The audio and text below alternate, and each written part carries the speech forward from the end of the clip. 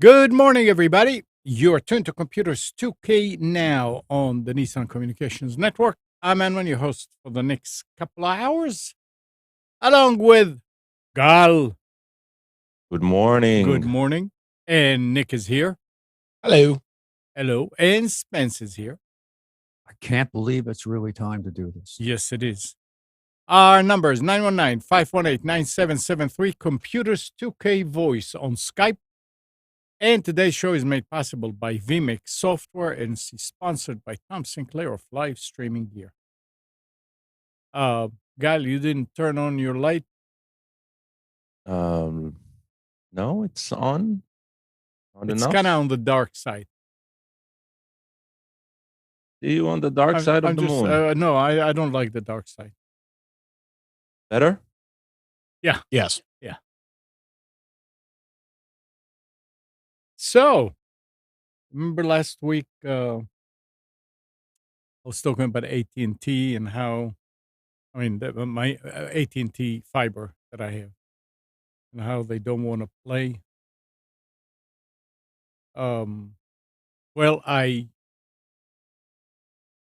after looking at the situation and getting a pending account from Spectrum, I remember, it's 20 up, it's $40 and all that, and back and forth. Hannah, my daughter, told me that she talked with AT&T and they were very nice to her. And they gave her a gift card and took off the equipment fee, which I don't understand how they can still charge for it when the webpage says no equipment fee.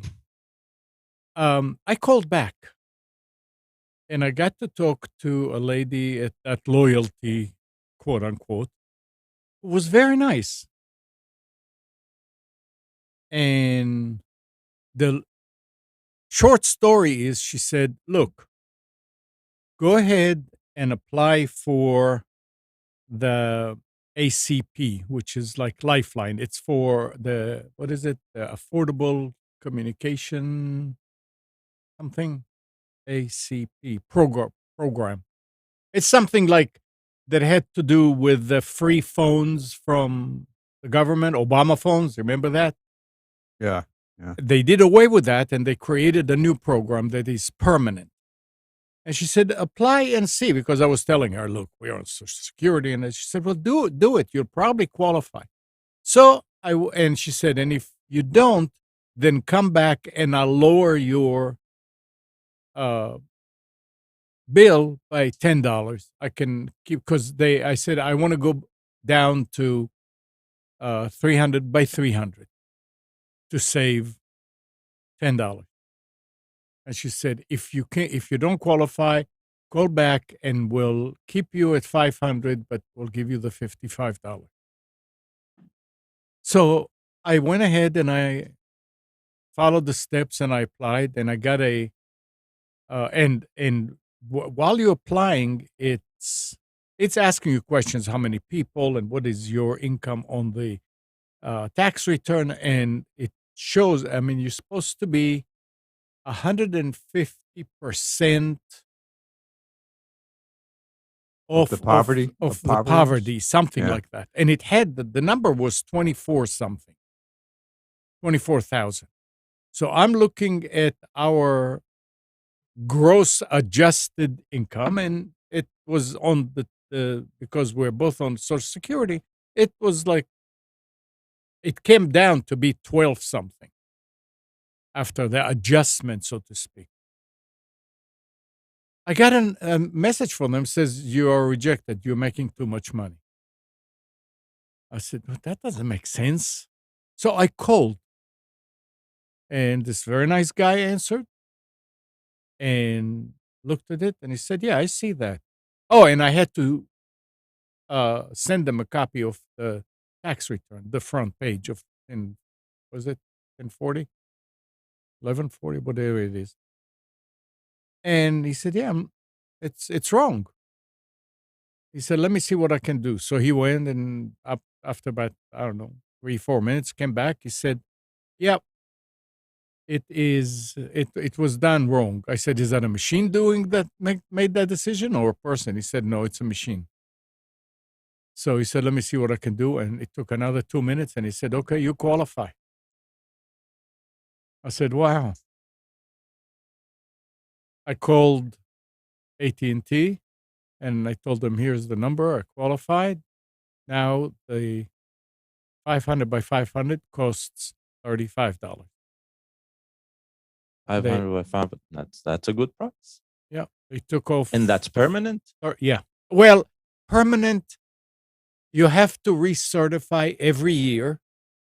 Well, if your income changes. Yes. And if yeah. you move, if you change providers, I mean, they have some things that you have to follow.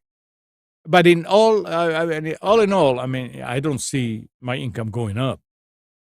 But I never thought that because of, being, we're not really hurting. But yeah, you qualify. I said, well, great. Here's something. I'm finally getting something back from the government. Kathy said, no, that's not true. We're getting Social Security. I said, no, Social Security, we put the money there. And we're just getting it back. No such thing as a free lunch, Amnon. Just remember that. Well, I know. I went. When you pay 60% of your business income in taxes. Yes, you're paying for your internet. That is absolutely. But you see, that's the difference. This is on the personal. And when he asked me, he said, "How much do you make?" And I said, "We bring in. I don't know." I asked Kathy, and she said, "About what she said, $2,700 a month." Something like that. I don't remember. From Social Security. Social Security. And he said, no. How much do you make? I said, well, but you ask how many people live here. There are 2. So aren't you counting 2? He said, no, just you. And I told him, I said, I think I'm bringing in about 1,100 or less. So they calculate it based on just one person? Apparently. That's interesting. There was. Yeah, even though sorry, what? No. Go ahead. In the table, in the application, they show you in what states it's different in 48, in Alaska, and in Hawaii. It's different. And it shows you 1 person household, 2 persons household, 3 persons household. What is the number? And it was below the 2 people number. So, I mean, I figured that we qualify even anyway, but he said, no, just you, which was interesting. But yeah, if you're on Social Security and that's your income on the tax return, I had to search for it. Adjusted gross income. I couldn't find it. Finally, I found something similar to it, and I said, okay, yeah, that will make it qualify, because I called and I said, look, I'm trying to make sure that I don't want to be labeled that I applied under false pretenses. I mean, I was not trying to mislead anybody. I want to make sure that this is right. And he said, no, you're right. So yeah, $35 for 500 by 500. Amnon gets deported from the country for yeah. Well, I mean, false pretenses, trying to save $10 a month on his internet bill. Like to play everything straight. I mean, so I did. But it's like the episode of Seinfeld where you'll have the FBI come with the cable when he gets his free cable. The FBI is going to come and kill you, Amnon, for trying to for misleading them on your internet application. But that thing that you're describing, that's a relatively new thing. This is something that came into play actually last year, or no, this year. That's right. It went into play temporarily last year, but this just recently passed. I want to say this is about a month and a half old, if that. It's a pretty new program. It's whenever that emergency thing when they did for schools to get and for students. Yes, that just ended about 2 months ago. When that ended, this is the new program. Same day this program became permanent. It was like they told people that they don't have to change. It will just be repackaged. Yeah. So this is a new program, and as you mentioned, it's handled differently in every state. Right. But yeah, this is something that the FCC is doing. Yeah. And it's pretty new. Look at it. It's about a month old. May 13th is when it. I thought I was reading January or something. I don't know. I mean, I wasn't paying attention to the politics of the thing. I was looking at the technicalities, and shoosh, yeah. So. Again, and it covers not just AT&T. It covers all the providers in our area. So it's pretty much any ISP. It's like 900 ISPs across the country. So pretty much any ISP. Right. And it's nice. And they I think I was reading that they had like $14 billion budget that they. Out of it, it's coming out. They pay AT&T the difference. Well, they probably don't actually pay them the difference. It probably comes on the backside with taxes. Would be my guess, because it would probably be unobtainable to do it that way. What they didn't tell you is you have to every day watch a 15-minute government orientation video. No, and actually, and you have to sit there and watch it, and you have to prove that you've watched it, and then you can get your free service. And actually, I asked. I mean, the guy was so nice on the phone. I was talking to him, and I said, "So who were you talking to? Somebody at the FCC or somebody at AT&T? Somebody at Lifeline. If you go to lifeline.org, that's the hell's Lifeline? I have no idea. That's who is doing. There's also this affordable connectivity. Or is it lifeline.gov? I don't remember. No, it's .org. It's what? Lifeline.org is a Christian ministry group. Look at lifeline.gov. I don't know. AssuranceWireless.com. No. Well, I went and just put Lifeline ACP in Lifeline. Okay, I see it. Lifeline support for affordable communication. So what is that? What's the site? It's the FCC website. Oh, okay. Yeah, that's where you apply.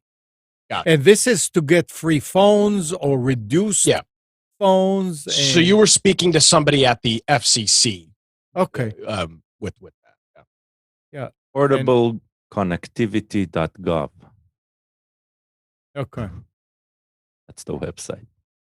Well, it's called Lifeline. The program is that they were talking about. And we should, anybody who qualifies should take advantage of it. I mean, it's our tax money, so why not? I thought about the issue just now when you were talking, and you said Hannah was treated very well by AT&T and stuff. If you were a new customer, what does the deal look like for the first year or two? It's 35 for 300. There is no more 300. I know. Got the thing. I just got it in the mail. The flyer just came to say. When I told her that I want to reduce it to 300, she said, "We don't have it anymore." I said, "It's on your website." And she went and looked. She said, "I guess they're keeping it just because people that have it, but we don't do new installation of 300. Try. I'll go get the flyer and I'll just but got it. but that doesn't mean that's. I mean, like on the website, it says it. That 300 is 35. It also $55, and you get $200 gift certificate, and It It also says no price increase after 12 months. Right. This is the pricing. So, Gal, to answer your question, there is 35. apparently there's no pricing for new customers. They don't give you a break. That's what it is. It's 65. So do you get 35 or not? That's my question. Do I get 35? What? $35 per month. Do they have an option for $35 per month? No. Spencer's going to go get his thing because I just got something in the mail similar. Okay. So the only reason I was asking, they never had 35. They had 55 for 300 by 300. They have 65 for 500 by 500, and they have 80 for 1 gig and going up. Okay, they never you were had paying 35. 55? Huh? And you were paying 55? I was paying 45 for 500 because last year they did have a promotion. Okay. Yeah, so it was $20 off. So I was paying 45. I see. So the only reason I was asking is because if they have a pricing for a new customer. Apparently they don't. Because I asked, I said, okay. I'm talking about the if. Yeah. If that is the case, all you do is you disconnect. Right. And you register at Kathy. No, I don't even have to that because I asked AT&T. I said, okay, if I disconnect, how long do I have to wait until I'm considered a new customer? She said, you call the next day, you're a new customer. Yeah, that's not right. There's I know from my experience that it's not right. So I had a very similar issue back in 2013. We just got here. I registered for then it was Time Warner, right? And I register on a higher tier than what I needed. And about a month going in, or just a couple of weeks, or I think a month going in. So I passed the 14 days of cancellation where I get everything back. And I call them and I say, okay, I want to downgrade. I want to get a lower tier. And they say, you can't because I'm on the, or if I do it, right, I'm going to pay like, I was paying 60, I'll pay 80. So that pissed me off. So I said, I'll try AT&T. Then it was DSL. The website said 12 megabytes, and that seemed enough. Problem is, when the ADSL equipment got in, it was only at 1.5 megabytes in my area. Yeah. So, not acceptable. So I returned AT&T. I returned Spectrum, but when I call back, I'm not a new customer, and I won't be a new customer for 6 months. It was. That's Spectrum. That was Time Warner. Yeah. And so now their website says that you have to wait 30 days. Okay, 30 days. Yeah. Even then, you're not going to go 30 days without, right? So I just tried my luck and registered as Mati with her social security number, and no problem. Yeah. They don't care, right? As long as the check marks are in the right place, they don't really care. I'm not frauding anyone. I'm just not the new customer. Mati is the new customer. Yeah. And that's how we solve that. So if there is a new customer pricing, right? That's all you need to do. Just now with Spectrum, they do have like Google Fiber doesn't. Yeah, but Google Fiber, that's it. You pay 70 and that's it. Yeah. And AT&T apparently is following in Google's. Interesting. You're paying 70? Yeah. I pay 55. For 500. Oh, I have a gig. I cannot get. I thought you said that they made you go up. I had that's 100. right. You had 100. I had 100. No, when I got it, the lowest price, the lowest thing is 1 gig. Uh-huh. Yeah. Okay. Yeah, I'm not I'm not raising that bandwidth. I don't need it. Yeah. No, it's another $15. Why? Yeah, exactly. I'm tempted to sign back up for AT&T after my fiasco. It's been about a year. Yeah, they probably matured. They might. It's just a lot of work. I guess I could keep them both for. I could keep Spectrum alongside it. Absolutely. That's what you could, because you and see if they. I mean, 300 by 300 is enough. It would be enough for me. There's no doubt. And if they do give it, Spence. So, Spence. What? So what did you find out? I thought you went to get that. I went to, and I misunderstood the thing. It said 30% off AT&T fiber if you have the affordable connectivity program. Oh, that's 30%? $30. $30. Yeah. Yeah. It's still 55. Yeah. That's for that 300 is for 300, but I'm wondering if you call them, if they actually, because if they actually will sell you 300. I don't know. From what I understood from her, she was adamant about it. No 300. 500 is the lowest. If you get 500 for $55, then it's a deal. You get it. Well, that's what she was saying that she would be doing. Right. She said, no, you don't need to go to 300. We'll keep you at 500. I don't need 500. Yeah, I know. So yeah, Nick, you can, for an investment of $100, keep it for 2 months and see what happens. I'll know after 1 month. Yeah. Yeah, I would say that they matured. The fiber and all their infrastructure stuff. It's probably better than it was when you had all these big problems. Well, here's the thing, though. It's not about the fiber maturing. This had everything to do with the fact that I couldn't get somebody on the phone to well, you couldn't get anybody on the phone, and your service sucked.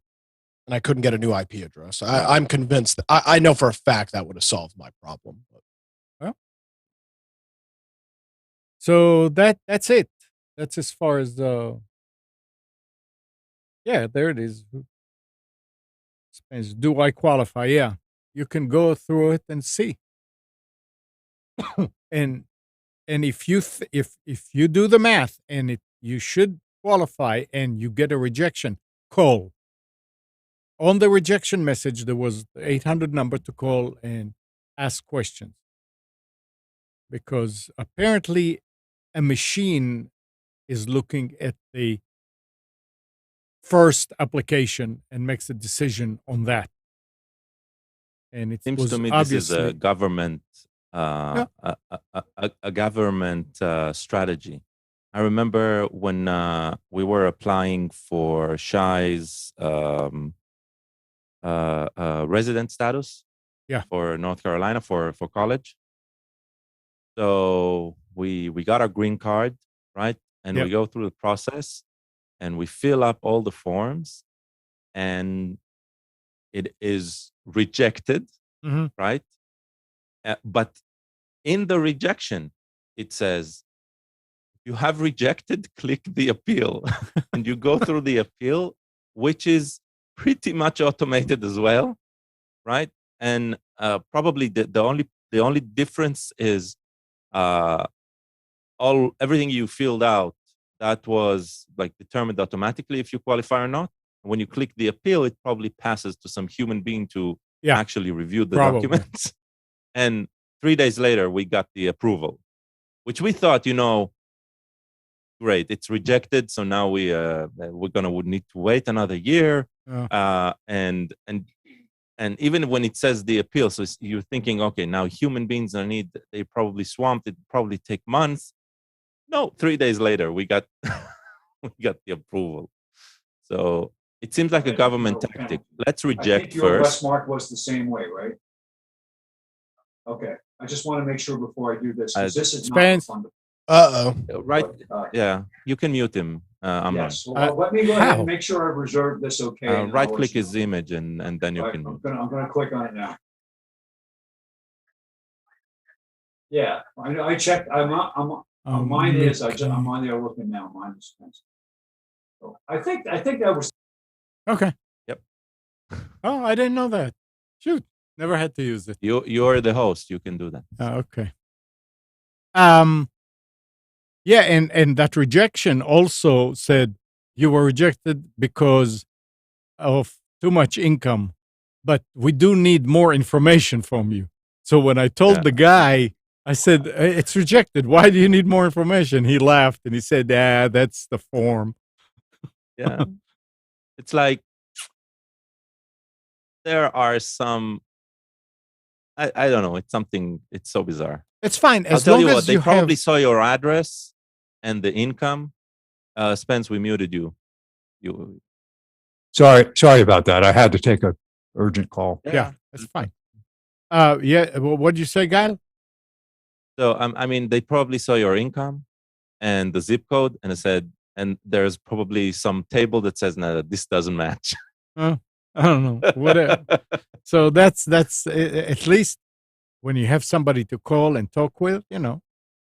It was fine. So that's the end of that. All right. What else is happening? I got a fake news story for you. Okay. And I wonder if it's in Amnon's list. Amnon, do you have a story in your list about a Mars probe running Windows 98? No. Okay. Gal's laughing, so he's probably seen this. There was a big hubbubaloo, right? Is it hubbubaloo or hubbaloo? But nevertheless. The Hubble passport? I mean, telescope? No. Hubbubaloo is like a... Hubbubaloo. I think it's... Okay. Yeah, it's when you've got like a bunch of stuff. And it's still out there. So this is an article published one day ago over at Tech Radar. And the headline is, Mars probe running Windows 98 receives software update after 2 decades. So this thing was floating all around the internet about how this Mars probe is finally receiving, by the way, Amnon, your mouse is on the Zoom screen. How this Mars probe is receiving a Windows 98 update. All these articles, all these people joking about Windows Update. Turns out it was completely incorrect. What actually happened is the software, the Mars probe is not running Windows 98. But the software that they developed the probe with, they did have to reinstitute a Windows 98 computer to update the software because it was built in the era of using software on Windows 98. And then they updated the software on the rover, or excuse me, on the probe, that is not running Windows 98. So this article is still over at Tech Radar. I'm going to post it in the chat. Very incorrect. And it's even so incorrect that the International Space Agency in Europe, or whoever is the one that's responsible for this, had to put out a tweet saying, our Mars rover is not running Windows 98. Their tweet from the ESA Operations, which is the European Space Agency, said, the original onboard software for this specific instrument is called MARSIS, MARSIS, on the spacecraft. It was developed using a set of programming tools known as software toolchain, which was developed on Windows 98. The instrument itself does not run Windows 98. So a little bit of falsery making its way to the internet over the weekend. But yeah. So if you see that and you're thinking, how can they push a Windows update via probably some sort of weird radio frequency, the answer is they're not. So there you go. The only thing that had to do with the probes and stuff like that, I was reading a story that NASA is shutting down Voyager. What? Nobody knows what Voyager is. I know what it is, but that sounds ridiculous. Voyager. Voyager. On Star Trek, the first movie, yeah. They encounter interstellar being named Voyager, which turns out to be the Voyager probe that has been sent into deep space that has become sentient. So But it's unbelievable. 50 years. Yeah. And it's on the outskirts but we lost contact with it in the 70s, right? So no, but they're still they said that they're still talking with it. It takes about 22 hours. I thought 22 hours for a command to get one way. Yeah, this is the one that popped back up online a couple of months ago, right? It just randomly, like the solar panels got enough charge and it was able to come back online. You're talking about on Mars. Voyager is a deep space probe. It has passed the solar system. It's outside out of the solar system. Way out. And I'm saying, why? So what they're doing is they're shutting down. They're shutting it down. There's Voyager 1 and Voyager 2. That's I mean, I was just. You're shutting down the local transmitter, probably, not the remote one. I just skimmed through it kind of like, and I said, wow, interesting, Voyager. Because I remember when it was sent and, I said, wow, look at that. So it's interesting. But, yep. So listen to this. Not shutting down. The what? Not shutting down. It's not shut down yet. 2025, it's expected that the radioscope thermal electric generators will no longer supply enough electric power to operate its scientific equipment. I think 2025. What they are doing is it's going to take that long for the commands to get out to it to shut it down. No, I think what I was reading, and I remember now, something about that they were shutting down certain systems. So it will try to preserve it enough. Yeah. So it will have enough. Because I think what you are talking about, Gal, is what the sensors, if it gets close to the sun, the heat, it protects him. So anyway, it was just interesting because that's along the line of that. Windows but it is pretty amazing that these things have been up there for all of this time and still operating. Yeah. Obviously, you got good, smart people programming. Definitely not running Windows. No, and that was the funny joke, is that it's like the idea that this thing could have been running Windows 98 and been on for the last 25 years in space is ridiculous. Yeah, but what they didn't it can automatically reboot. If it that's it. Could you imagine that? Sitting at a thing, no keyboard attached. Please attach a keyboard and press F2 to enter startup. Yeah. Good luck. Good luck. All right. A city in Japan has been forced to apologize. Who has been? A city. Oh, a city. Okay. After a contractor admitted he had lost a USB memory stick containing the personal data of almost 500,000 residents after an alcohol-fueled night out.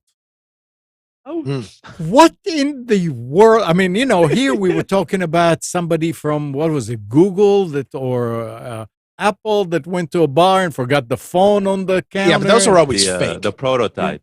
Yeah, I mean, what in the world are you doing with a USB stick with 500,000 residents of the city? No, you back up some sort of GIS database on a Friday afternoon. Yeah. You put it in your messenger bag, and you went out and you got hammered. Yep.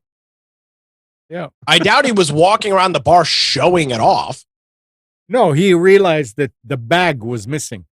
Exactly. Yeah. So he put it in his messenger bag, and then the bag got stolen because he was hitting the sauce. Nothing wrong with that. But it's still unbelievable. And that's why did it live with him? That's the real problem. That was their offsite backup. Yeah. Put it in the guy's messenger bag. Now, Windows 98. What? Listen to this. Again, Windows 98. Here, Microsoft is preparing to send reminders to Windows 8.1 users that support will end on January 10th, 2023. The software giant put it out of its misery. Well, The software giant will start sending notification to existing Windows 8.1. I don't think it's going to be hard because I don't know that there are many people out there. Next month, as a first reminder, leading up to the January 2023 support cutoff. This is just support. This is amazing that people would still using 8.1. You know, use 7. Look, I would accept somebody still running Windows XP over Windows 8.1. I know, that's what I'm saying. This is just a terrible piece of software. Yeah. So, yeah. So they're finally shutting it down. The support for it. Yeah. We always talk about streaming and all that over here. Listen to what China is doing now. China has enacted new regulation for the live streaming industry, listing 31 prohibited conducts and raising the bar for influencers to speak out on specific topics in the government's latest effort to regulate the booming digital economy. The 18-point guidelines released Wednesday by the National Radio and Television Administration and blah, blah, blah, requires influencers to have relevant qualifications to cover some subjects, including law, finance, medicine, and education discussed. Although the authorities have not specified the necessary qualifications. The 31 prohibited conducts during live streaming sessions include posting content that weakens or distorts the leadership of the Chinese Communist Party, the socialist system, or the country's reform and opening up. Other prohibited behaviors include using deepfakes technologies to manipulate the images of the party or state leaders. I mean, it's not like they're trying to make sure that women don't get abused by, doing deepfakes. No, it's only for the party leaders. Well, to be fair, that's nothing new. Yeah. I mean, it's just they solidified the rules and they probably got the buy-in from the tech companies to help police it. So it says, and intentionally building up sensitive issues and attracting public attention. Live streamers are also prohibited from showing an extravagant lifestyle, such as showing luxury products and cash. Yeah, that makes sense in a country like environment. That. Absolutely, yeah.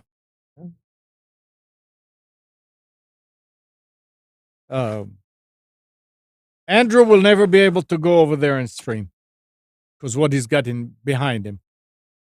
He's not here. No, he's not. Some more news with Twitter. Twitter is testing a new feature that would eliminate the constraints of its 280-character tweet limit and allow users to publish long-form tweets. Twitter confirmed a test via a tweet. When this will become available to all Twitter users, it's unclear. Twitter noted, "We're excited for the moment when everyone can use notes. But for now, our focus is on building it right." They call it notes. Twitter notes. I can just see.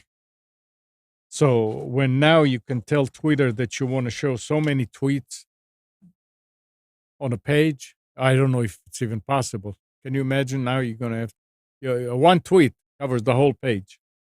You can imagine. Look at Facebook. Look at any other social network that does it. The worst. It completely is different than what it was intended to be. Yeah. I got something. Yes. I spoke to our good friend Gal earlier, actually yesterday or Friday. I am now in possession of a Meta Quest 2 VR headset. Hey. So, Gal, can you explain? Because what I think a lot of folks think VR, and this was my impression as well for a while. The early VR headsets, you had to have a full gaming computer hooked up to them, and you had to have all these wires tethered and these sensors all around your room. That's not the case with the Oculus system. It's pretty impressive. Yeah, it's very impressive. So what the Quest does, and it's not the only one. I think Valve already has the Vive does the same thing, right? Vive, yeah, Vive, exactly. So there's two types of solution: one that is completely tethered to the computer, and one that is completely autonomous. And by autonomous, is it runs completely in the headset. The software runs completely in the headset. The Meta one, no longer Oculus, is basically a modified version of Android, and it is completely tied to the metaverse. So you must have a Meta account, a Facebook account, in order to use it. But that was the case all along, wasn't it? Not at the beginning. At the beginning, there was like some. Remember, you could have an Oculus account. Purchased Oculus. Yeah, first Facebook purchased Oculus, and Oculus continued to operate as a separate entity. It would support Facebook accounts, but it wouldn't require them. Okay. Yeah. Today, it's a bit like the YouTube move to insist on a Google account, right? Instead of having a separate YouTube account. Anyway, okay. So it has an app store, right? Very similar to the Play Store on an Android. It has its own app store for VR games, and those you download into the headset and you play with them. The fun thing about a non-tethered solution is you can fall down you can fall down the stairs. You can fall down the steps if you play next to the steps. That would be totally on you. Yeah. But you can play in your yard. You can play in your living room and not necessarily in your office, right? You can play in your patio.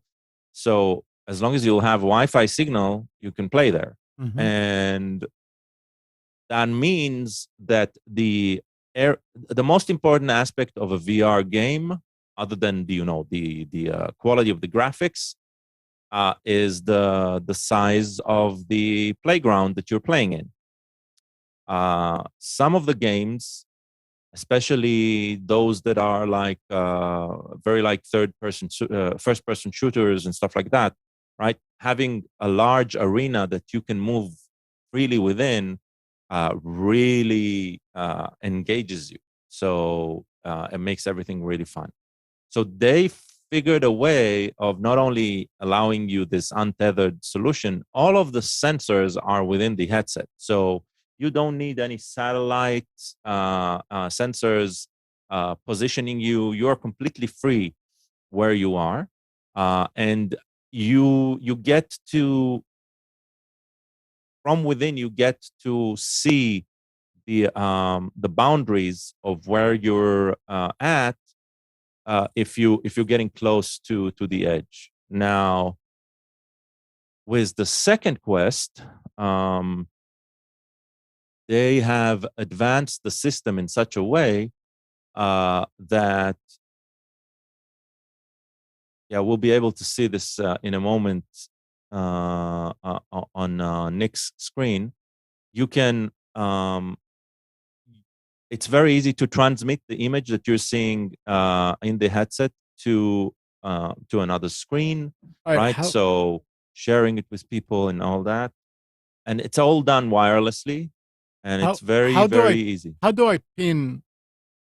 Right-click Nick's image and pin. Go one down, another one down, one up. Yeah, that's pin. Okay, keep going.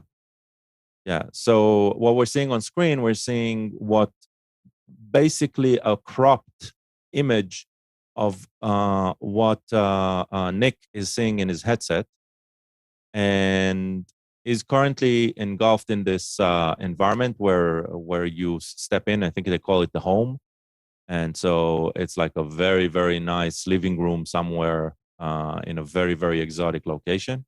And he has a floating menu, and he chooses, and he can choose the games. And so it is, the games are terrific. The free ones, there are a lot of demos. There's some free experiences. You can watch videos in an immersive way. So there are two types of videos, right? There are the regular 2D videos.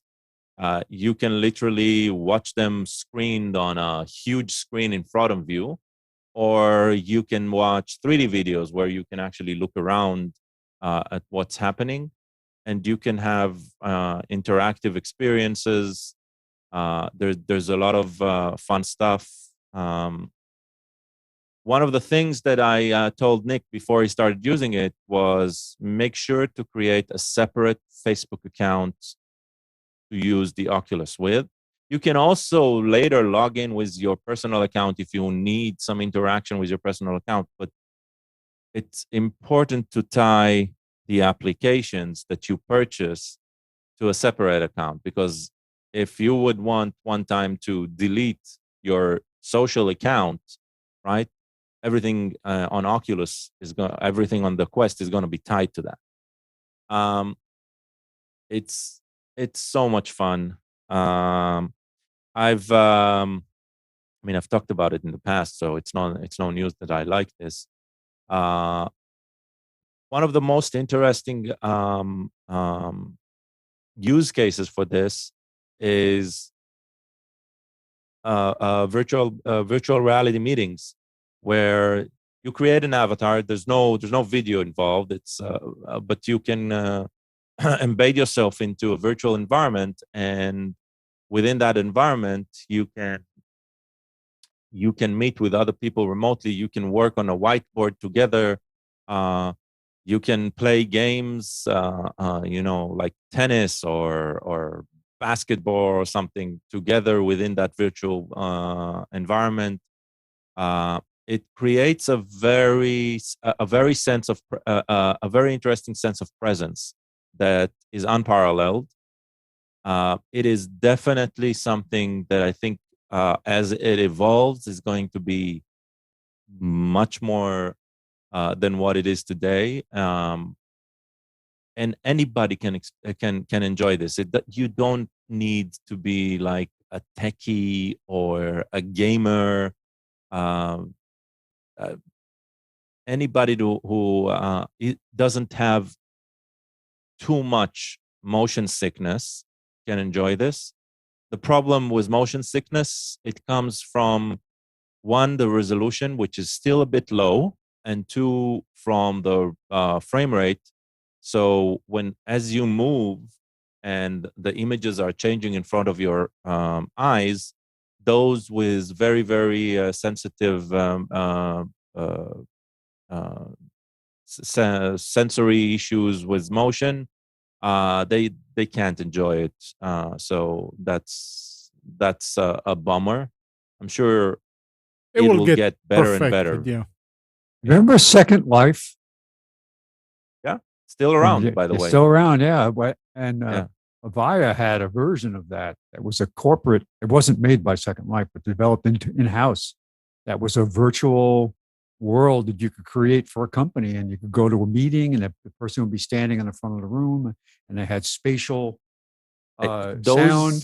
All the stuff. Those still exist. Yeah. Those still exist, and they exist within the metaverse as well. Yeah. By the way, one of Hey Nick, throw it back. Throw it back. Catch and release. He did. One of Meta's products is a workspace. They call meta workspaces. And it's sort of a way to compete with Zoom and Google Meet and those, but in the VR realm. There are others. There are like a bunch. We had, in the previous company I worked with, Varonis, we had, at the beginning of the year, a virtual company meet where the entire company got, they sent headsets to everyone, and we all came into meetings together.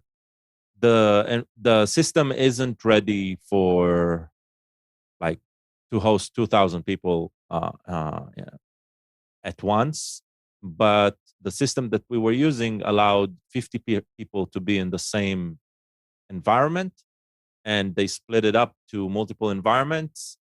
And it was really interesting. There was a lot of fun. I had a lot of fun meeting people from abroad that I haven't seen in a while. And yes, I didn't see their faces, but I saw an avatar representing them. But the speech was theirs, right? I'm hearing them, and it was completely different than watching somebody on like we are right now on video. It was completely different. It was a completely different experience. So. If you, yeah, we can hear you. Speak about these boundaries. So when I'm getting close to this, what is this? This is showing me that I'm hitting my boundary, correct? The room that I've drawn. So yeah, we can't see it on the screen. That part doesn't. Yeah, that part that isn't transmitted. But so you draw in this 3D space with the controller. You set the boundaries of the room. Or any while objects. Seeing the room. Or so any objects, you will know. Right? Well, it's not definitely object, because you want a clear, where is the clear space that you can walk to and not hit the wall and not hit a furniture, right? Yeah. So as long as you have some space, you can play with it, and you can also play completely seated. Obviously, it's a completely different experience. The movement is a really, really, really fun addition. And the experiences that you have there are actually very interesting, because they are completely different than what we think of gaming on PC today. There are a few first person shooters. I'm not saying those don't exist. Those are not the WoW games that you would go to, because in those you need to exert a lot of energy. You need to move around, and you need to crouch, and so those are actually sidelined when it comes to VR gaming, and most of them aren't good. There's just a few that are considered really good, but let's say one of the very popular games is a Star Wars game where you wield a lightsaber. Gal, wait a second. Tell me how to unpin. It's probably I can't see it. Yeah, I can't see the top of the. Go lower in the frame and right click the image. Then I'll see the entire menu. I can't see the entire menu. Go down. Go to Nick's nose and then right click, because I can't see the menu. Oh, yeah. There, okay. I see. The third one, remove pin. Oh, there it is. That's it. I just had to get closer. Okay. So yeah, fun experience. It's not very cheap. So the headset isn't very expensive. Right? Let's get back to it in a second. Nick, you just took it off. You were with it for about 5 minutes or maybe more. How heavy was it? Getting heavy? No, not at all. Very light. Okay. All right. Now I will say this. This is the unit that I got. I traded an older gaming computer with a buddy of mine who was trying to get rid of his headset. And it's got some improvements on it. I'm not sure if by default, by the way, this is what it looks like. No, that's called the how they call that strap? They have a name. Yeah, it's because the normal strap is just like a rubber band, I believe. or something like that. This is a strap that is meant for this comfort. So it's got a cog you turn on the back, and it moves the headset back and forth. So when you put it on your head, you can really strap it in. But no, not uncomfortable at all. Okay. All right. Go ahead. No, not at all. So you're talking. Oh, so I think Gal's going to get his because I don't know if he has this or not. But yeah, I have something else. Yeah, what do you have? So I have a similar strap to yours, right? The reason I didn't buy the one you have is the Oculus, the official one that Meta sells. Okay. And so when I was deciding, I had the default one, right, with the regular one, the rubber strap, which was okay. It's not uncomfortable in any way. It's just when you want to hold it for more than 30 minutes, let's say on a day of meetings, you're looking for, or for a long game. There are some very, very fun social games where, or board-like games that you play. And I wanted something much more comfortable. So I did some research and I found this one. So it's very similar in what you saw in Nick's image. Same tightening around the head, cushioning and all that. But this one has the added benefit. You might see that I have here a cable attached, and that is because at the back end, there is an interface for an additional battery that once hooked, move it. It extends. Yeah, I'm trying to find the right movement. Yeah, it extends the battery life of the headset.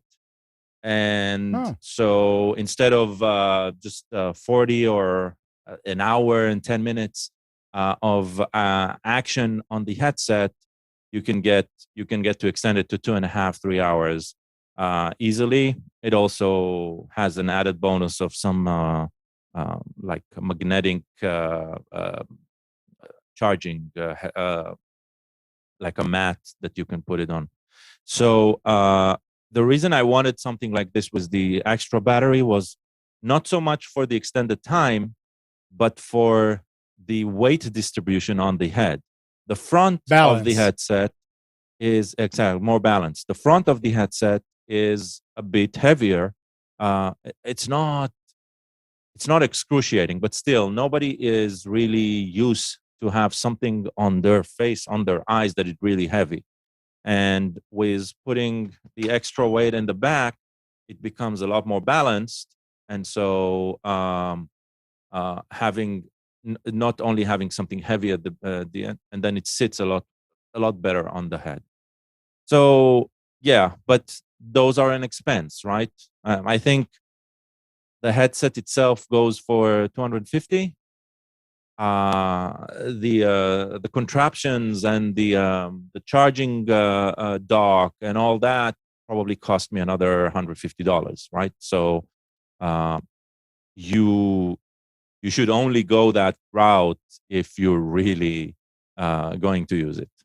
Which, funny enough, since I bought the strap, I think I've used it only a couple of times. It's just life took over.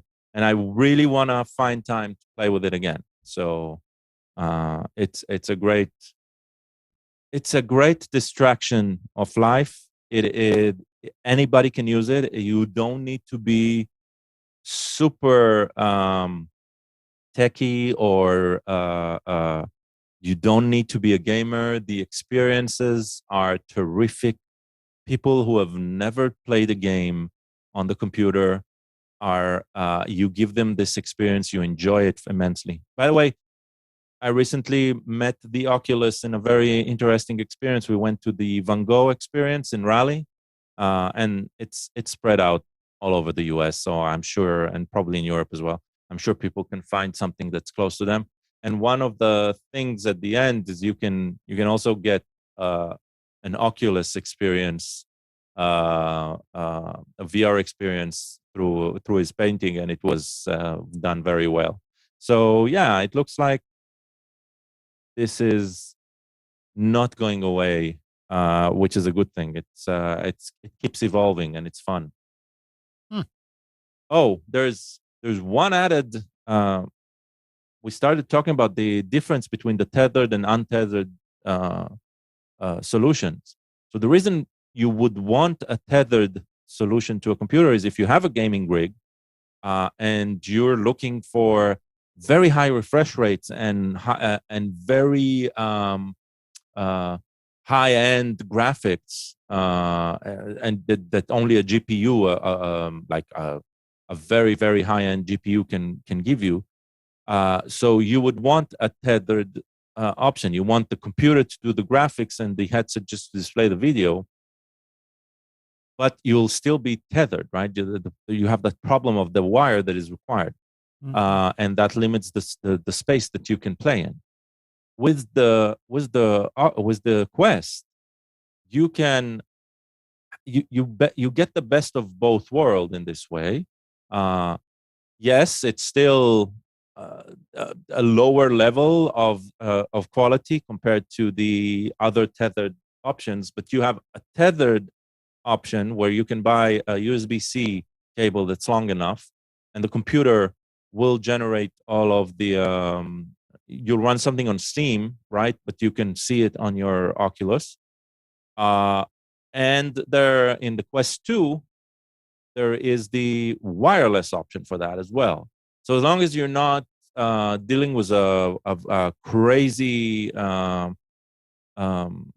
refresh rate, you can still enjoy a wireless computer-based VR.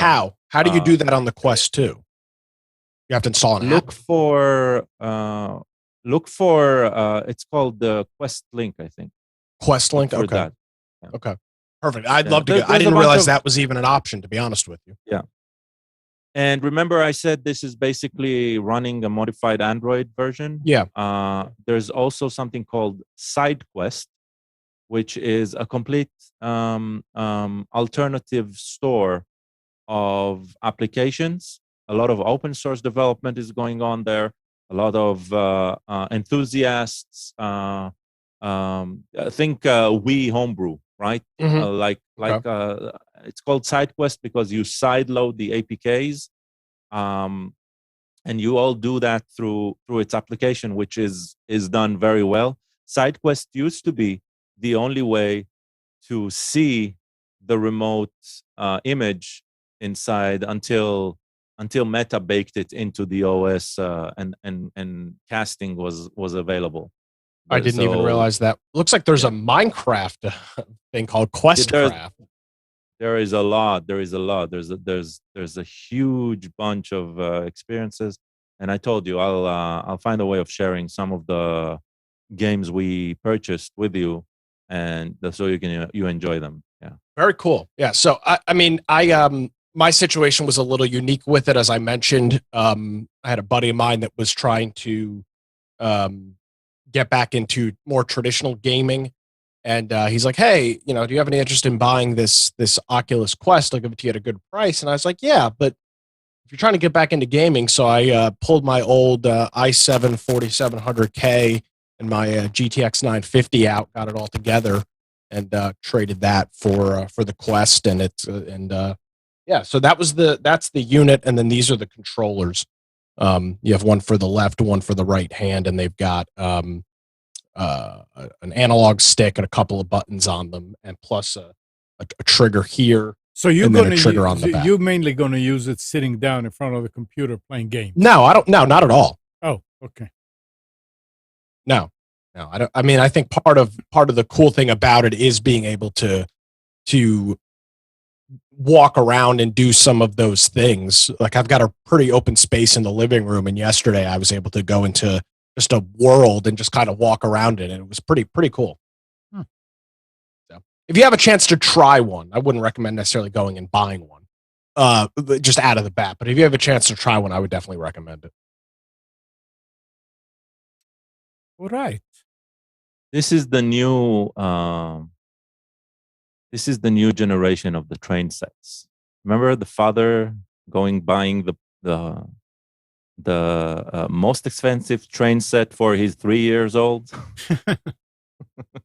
Now, so talking about VR, Katie is getting into it through her company of developing software for, but their VR is the lowest of the three. There are two other. There's XR, augmented reality. AR is big. AR, and then there's another one above that. I can't remember. There were three of them, and she's getting into all of them. How to develop with Unity. Yeah, Unity. Yeah. Yeah, so she's very excited about that. Maybe we need to get her here. Yeah, oh, absolutely. Yeah, she can probably explain all of this from the internals. It's pretty fascinating. Yeah. All right, Spence. I mean, wait a second. Are we done talking about VR or? Yeah, absolutely. Yeah. Okay, Spence, you ready for specials? I am. All right. Let's see. What is today? Today is the 26th of June. Good. Amazing. Yeah. Interesting. So how was your week? Well, don't be worried about your smartphone and your TV spying on you. Your vacuum cleaner has been gathering dirt on you for years. Damn, that hits a new level. That definitely does. What we don't know Actually, is that the robots. That vacuums have had intelligence built into them now for the last 20 years, and nobody had ever told anybody. So it sucks. I don't know. It keeps bumping into walls. I'm not so sure it's that intelligent. It was interesting when I got one. I got the basic one, which just is, it doesn't learn the room. It just goes around and keeps bumping into things. But the ones that actually learn the room, that's pretty fascinating. You just have to pay more for them. So interesting. Okay, so just out there, I just did a search today on interesting tech, and all these things are available on Amazon, and I've included the links for each one. There is a company called Lacrosse that I have purchased their smart thermostats, thermometers and other monitoring devices over the years, and I've been very happy with what they have. I currently have one that's got 4 sensors around the house for humidity and temperature, and outside and inside, and it's a great, very inexpensive product. But I didn't realize that they actually make Wi-Fi versions of it now, so you can use your smartphone and connect to it remotely. So I thought, short of having other home automation, this would be a really simple way if you wanted to monitor temperature, humidity, or whatever from when you're not home. So this particular version, it's $53.95. It has a base station. It has the sensor, and it has the smartphone app that you can get. And as well, you can buy a exterior sensor protector. I have these sensors all over. I don't have any actually out in the weather. I have one on my porch, so it's not exposed to rain. And it works fine out there. I don't have to put it in any kind of protection thing. But I thought it was interesting they do make the shield. So interesting device. This is the first time I've ever seen a Wi-Fi enabled one. Kind of cool. They also offer pretty sophisticated weather stations. And this one here is they call it the V40 Pro. It comes with the rain gauge, the wind gauge, the wind speed, and a lot of other things built into it with their typical color screen, one sensor, and also the app. And that goes from $206. Interesting. So interesting. I included the links to their page on Amazon that shows you all their products. It's kind of interesting. I had no idea Ray-Ban actually makes smart glasses. And so Ray-Ban makes a photo, video, audio smart glasses. So I never knew this. I just stumbled across this today. It's not cheap, $239, but it does have a voice assistant, social media, phone, camera, voice control. It's a Bluetooth. Works with iOS and Android. I mean, Ray-Bans are expensive. And these are the Wayfarer frames, which are very popular. I see that you look closely at the site, you can see that the frame width is wider. Yeah. Obviously, they have to. It needs to be battery. Bury the electronics and the battery in there somewhere. But I'm not going to go out and buy this because it's a lot of money. But some people might be interested in this. I didn't realize they made it. Okay. Having done a lot of repairs over the years, I have purchased tools, torque wrenches and things. But one thing that sometimes people don't realize is if you work on smartphones, for example, those screws, those tiny little micro screws, actually have torque settings with them. So this is a screwdriver that you can use. Now it's expensive, $245.99, but it does support torque settings in both inch pounds and Newton meters for working on tiny devices. So when you torque down those screws on your smartphone, you could potentially snap them off, and it wouldn't be a smart thing to do. But if you are into doing fine work, this is very interesting. 0.88 to 17 inch pounds and 10 to 200 Newton meters. And I guess a kilogram, I don't know what the kgcm ratings are. I've never run into. I've used kilogram centimeter.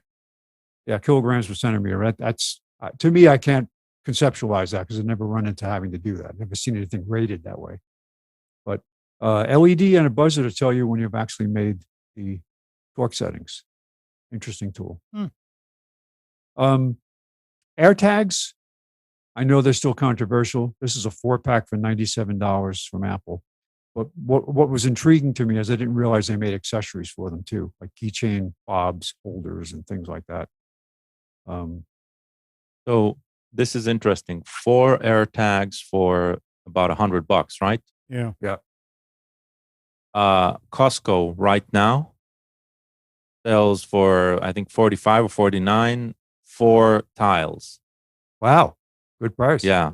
Yeah, that's a good price. So if anybody is interested with something like this, this is the time. In the warehouse, right? I just saw it. So it's tile. It's not Apple. It's tile. It's not Apple. It's tile. No, tile's good too. In fact, I have a tile enabled keychain holder here in this coming up. So, all right.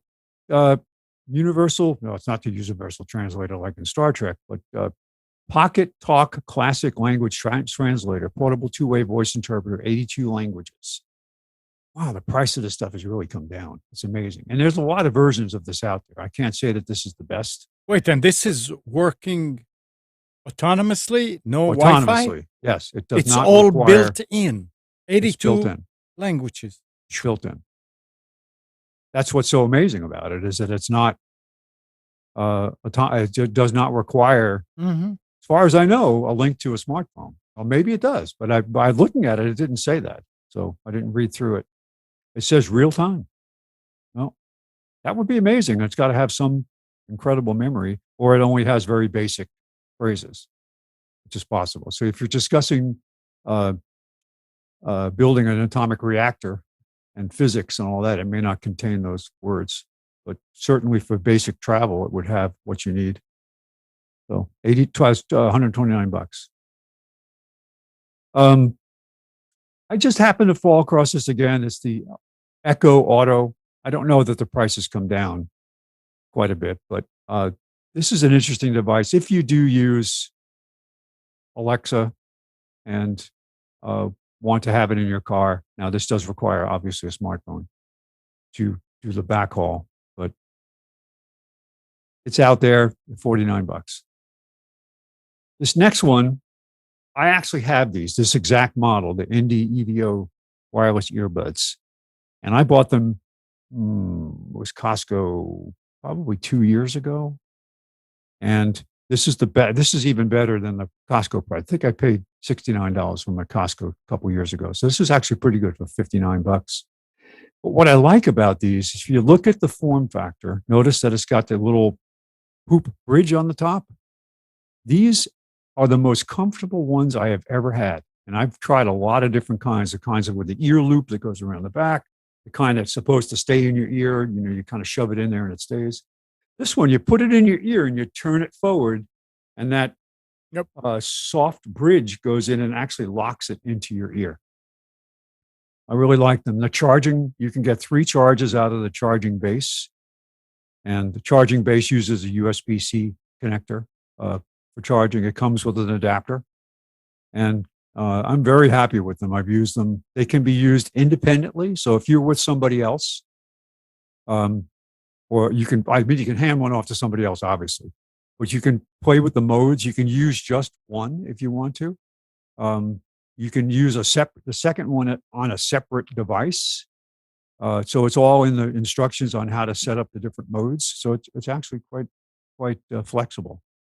So I endorse this one. It's a good product. Oh, here's the one that's got the tile capability. It's called the Key Smart Pro. Key Smart Pro. Now the Key Smart stuff's been around for a while. It's basically a device that locks keys in. Like if you get the one that works with 8 keys, you'd be 4 on a side, and you basically clamp them in and you turn them out, almost like a pocket knife. It looks like a pocket knife for keys. And they do make them that have key accessories as well as but the key holder and other accessories like a pocket knife too. So you can get these can be pretty expensive, very interesting. So this one has a key holder, a flashlight, a Bluetooth key finder, which is tile built in. Notice it's got the little light there, so it's got charging and all that, and battery built in. You can put a key fob, car key fob on it, and up to 10 keys for $49.99. I know many people use these; they love it. I just never could wrap my head around it because I had too many keys. For me to use it, it would be so thick that I just don't see the advantage. I have a thing I hook on my belt that has like a carabiner kind of thing for my keys. I can take stuff on and take them off again. I was amused by this next one, portable laptop stand. And when I first saw it, I said, "Oh, this is pretty interesting," because it shows somebody sitting with the thing between their legs and the laptop stand. But it comes in so many different versions. It's just a standalone desktop version for a laptop. It's a desktop stand that you can stand and put the laptop on top of. And it has a couple other variations on it, but it looked fascinating to me for $33. Don't know how good it is, but yeah. The image of the woman in the car, that is in no way comfortable. Yeah, I can't imagine. Yeah, but the other one of the other images is novel. One of the sales pitches was to show this one lady basically in her pajamas, like 4 different views of her in her pajamas holding it. It's like, I'm not going to show that one. It's kind of interesting. So that's $33.99. And then I had to stop at this one because it was just too interesting. If you've ever been a fisherman or had a boat, having a fish finder or a depth finder is a really good device, necessary.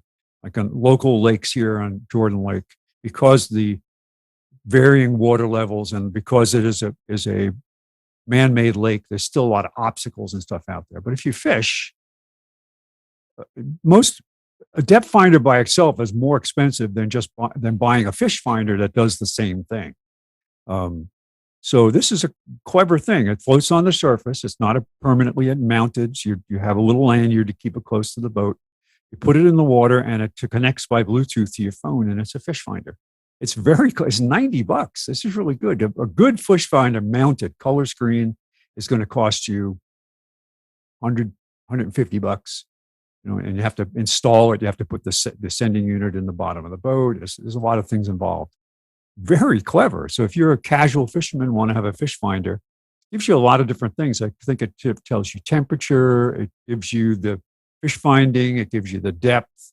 There's different ranges and all that. I thought it was very clever. Yes. It's on sale for $90. So this is a little bit over $1,000 fish finder if you have an iPhone. Yeah, right. Yeah. Well, I didn't check that it works with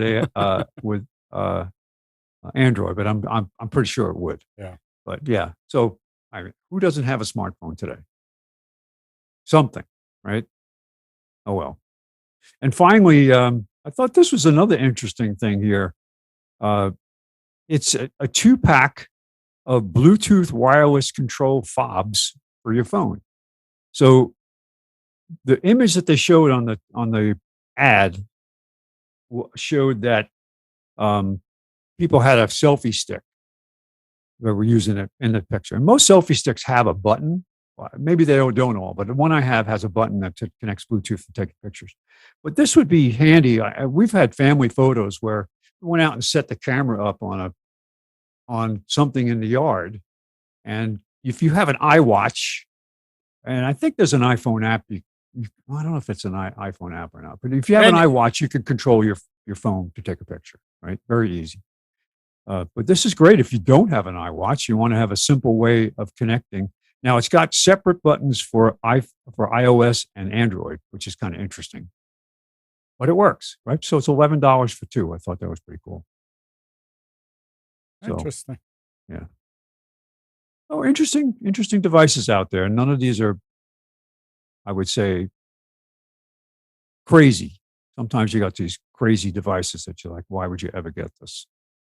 All of these have usefulness. Yep.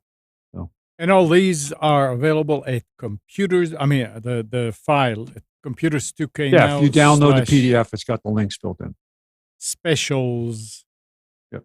Just go to Computers 2K now, and on the left, you'll see the weekly specials. Yep. You can download the file. Thanks, Spence. Oh, you're welcome.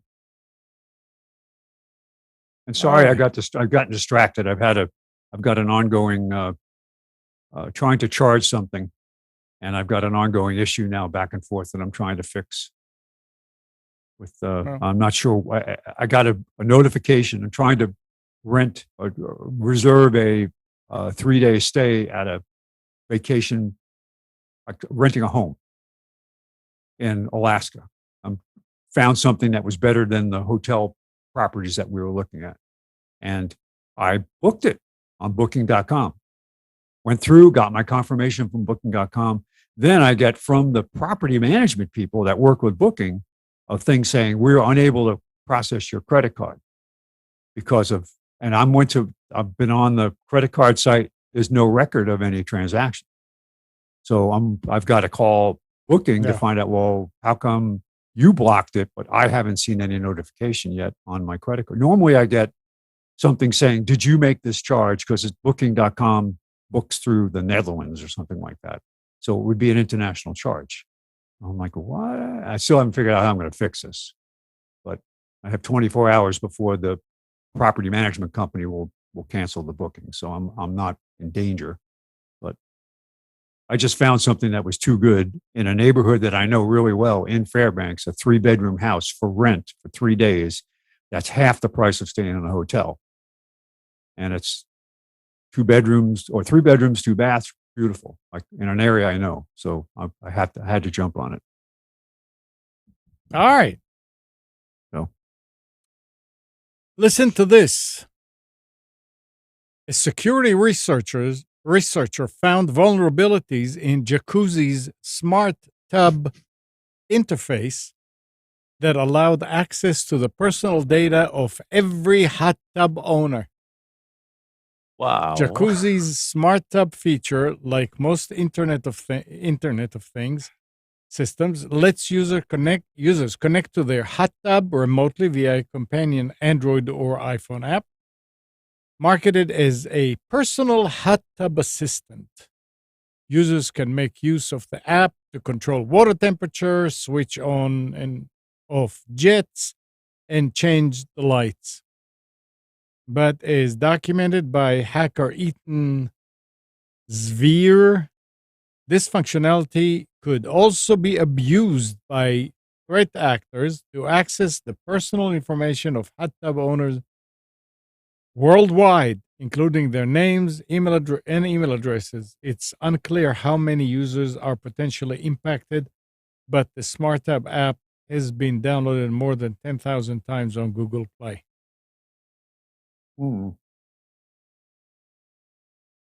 I mean, do you really need an app? How much personal information do you have to divulge in order to register to use the app?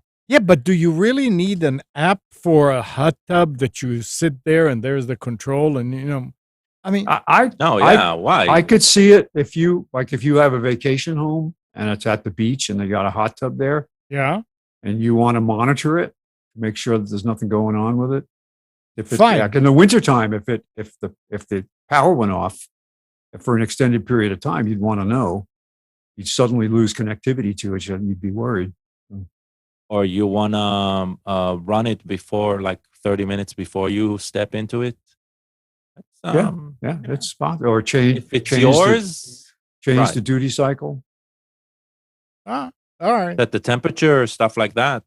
Not when you're within it. When you're in it, you have a control panel next to it. But you're at home, inside the home, you're prepping it outside. You want to know when it's ready, when it's warm enough to enter. I mean, if you already splurge on a jacuzzi, right? You can splurge a bit more and make it one that will notify you. People have grills today with Wi-Fi. Everything. Yeah. It's not a bad idea, right? Yeah. Yeah.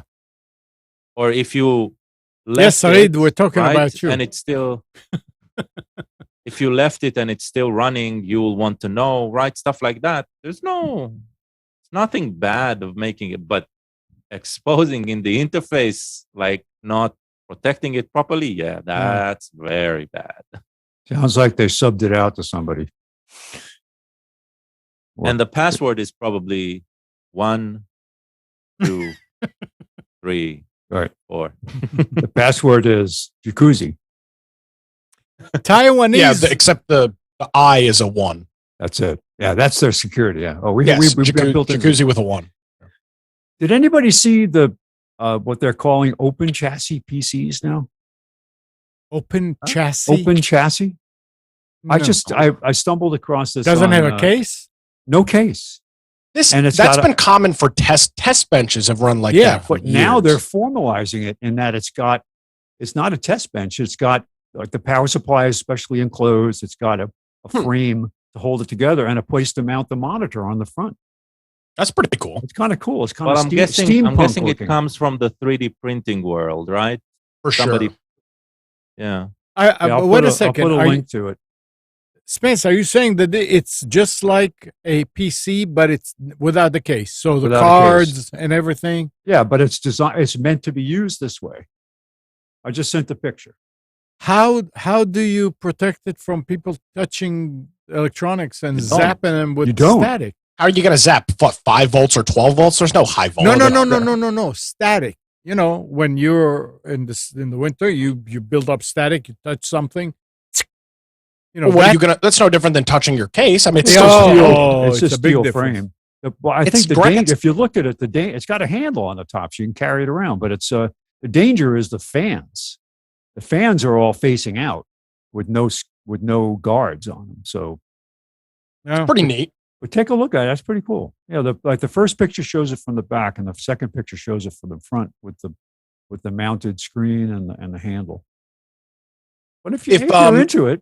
Yeah. Well, if you're doing some sort of, I'm trying to think of some sort of work in which you would need maybe some highly scientific work where you need a powerful computer to do calculations and stuff, and maybe you bring it on site to hook up to a machine or something. Mm-hmm. Or for something like that, it would make a lot of sense. Easy connection to peripherals or whatever. Yeah. I mean, I'm just trying to think of it's your norm for it to be portable like that. Your use case is probably something scientific or industrial where you need that power. And now let's be clear, you could also get some of that from a laptop too. But speaking of laptops, and I know specials is over, but I was at Costco yesterday, and I think I'm gonna go pick this up. They've got a Lenovo Flex 5. It's their 14-inch 2-in-1 1080p touchscreen laptop. It's hold on a second, let me just pull up Costco's website. This is it's $399. It looks like a really good computer for the price. Processor? It's got a 11th generation i3. Okay. Or excuse me. Well, they have it in different models. The one I was looking at was the 11th generation i3. See, it's making me sign in. Yeah, so I think that's the real crutch, right?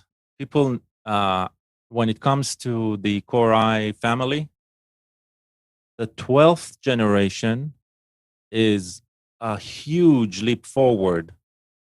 So if you're in the market today, I would say don't be enticed by 11th generation. They're great. They're not fantastic. The 12th generation is pretty much what Ryzen did with the 3000 series when they introduced their Threadripper. I think they call that. Yeah. So the 12th generation is Intel finally catching up to that.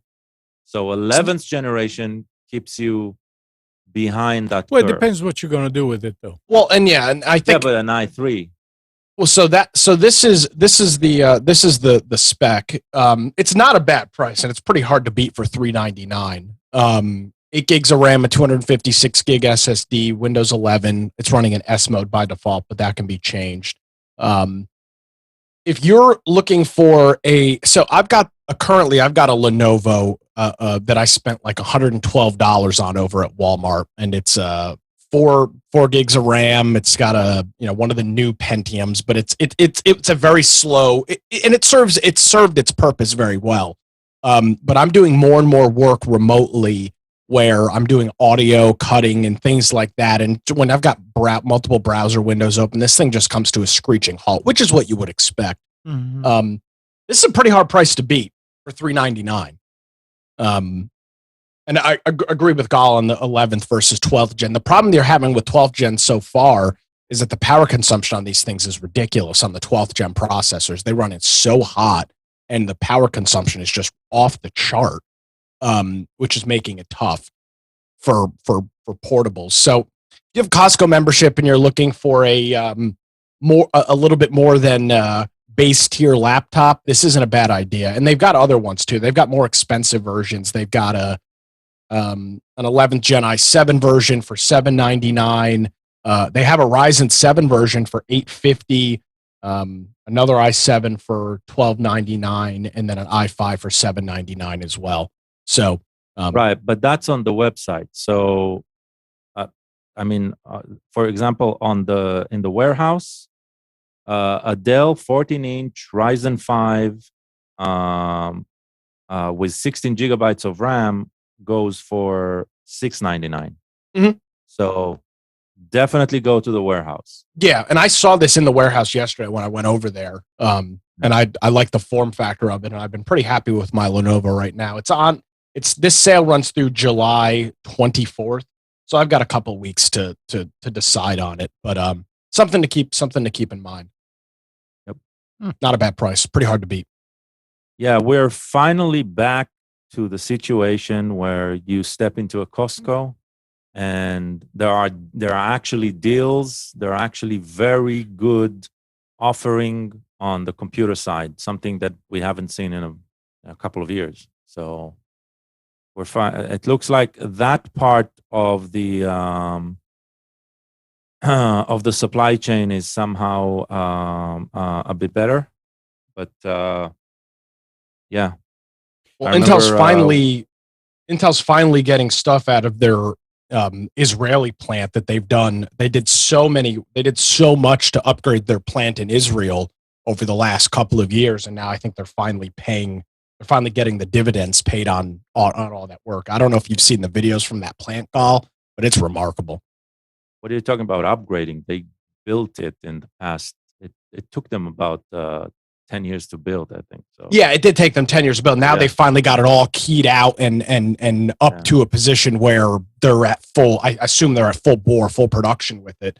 And it's pretty remarkable to see what's going on in that plant. And talking about prices and things are coming back, sort of.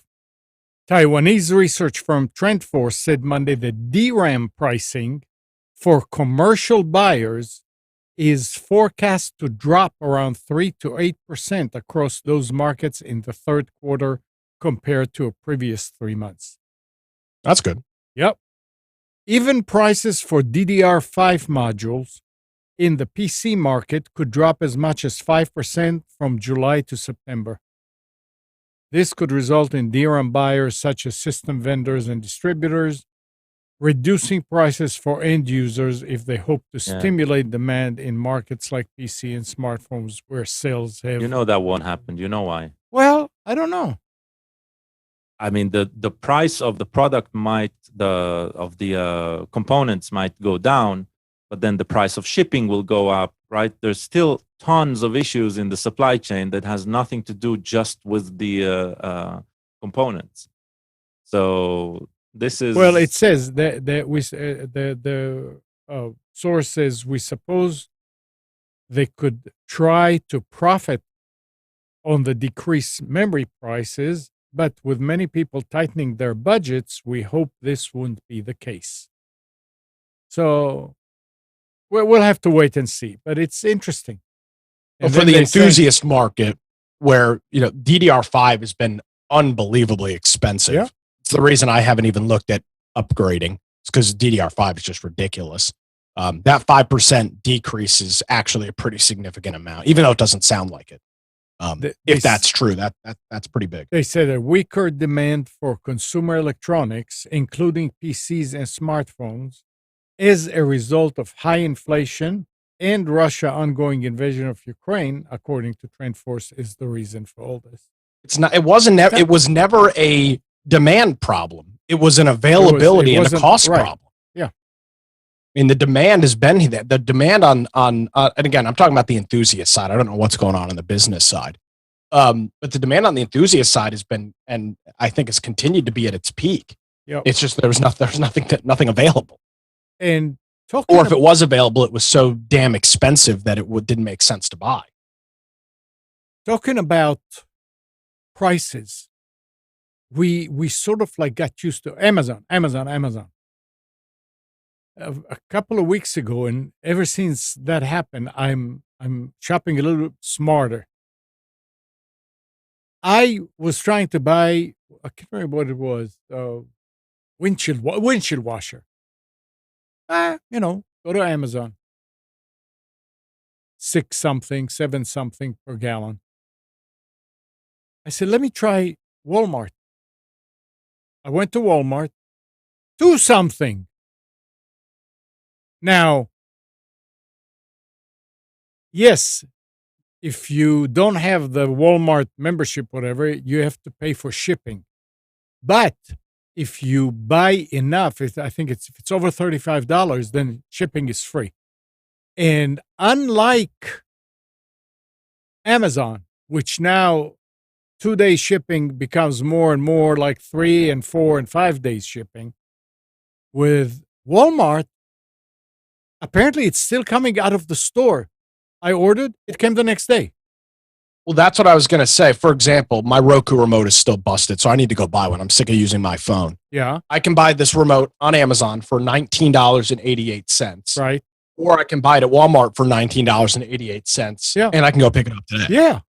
Because it's in store. Now, obviously, that's not the case with every product, obviously. Not every, but stuff like absolutely. windshield wiper fluid or antifreeze or oil, stuff like that, where you can, I mean, they've got it all stocked. And the nice, cool thing about Walmart is if you don't want to dick around with the store, you create a Walmart account and you can do they have, at least in my stores, they have big lockers up front. So you place the order, somebody picks it, puts it in a locker, you walk in, enter a PIN code and just grab it and go. You don't pay for it or anything. It's already done. Yeah. I mean, it's amazing. Walmart is, obviously you can say what you want about Walmart. I have a suspicion that a lot of the work that they've done over the last couple of years is about to pay off in a big way. Because I tell you what, they're building an Amazon facility here in Pender County, a distribution center, which is going to make hopefully our shipping times 1 day in a lot of cases, probably not same day, but 1 day. But damn, it's really hard to beat some of Walmart's stuff. Yeah. And especially when you're looking at their branded things. The O on the tech side, the O, is it OON or OON? Whatever, on is their brand.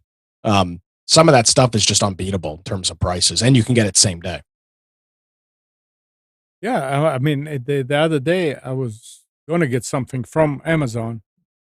And now I see a new option for shipping.